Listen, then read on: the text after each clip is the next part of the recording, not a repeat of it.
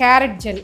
இந்த கேரட் ஜெல்லில் நம்மளை குளிச்சுட்டு வந்துட்டு நம்மளோட ஃபேஸில் போட்டு நல்லா அப்ளை பண்ணிட்டு ஒரு 10 to 15 minutes கழித்து ஆப்போசிட் டைரக்ஷன், அதாவது நம்ம ஃபேஸ் இருக்குன்னா கீழ் நோக்கி தேய்க்கக்கூடாது.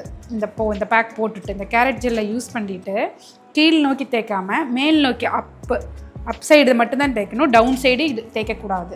தேய்ச்சிங்கன்னா ஸ்கின்னு ரொம்ப லூஸ் ஆகிடும்.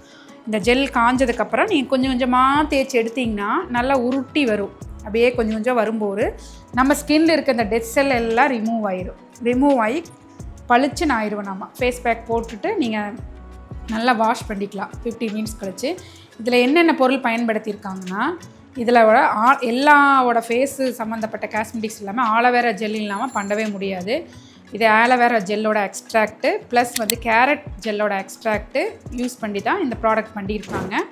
இது கம்பல்சரி பூஸ்ட் ரேடியன்ஸ் ரெஜுவினேட்டிவ் உள்ளது. அதனால் நீங்கள் தாராளமாக பயன்படுத்தலாம். இந்த ப்ராடக்ட்டுக்கு எல்லாமே ப்ராப்பராக முறையான லைசன்ஸ் இருக்குது. அதனால் நம்ம திருப்பூர் டீலர்ஷிப்பை நம்ம எடுத்து சுருதி ஹெர்பல் லேபரேட்டரிஸ் ஓட டீலர்ஷிப்பை நம்ம திருப்பூருக்கு நம்ம எடுத்திருக்கோம். நம்ம தான் மைனா ரெயின் ஃபுட்ஸ் எடுத்திருக்கு.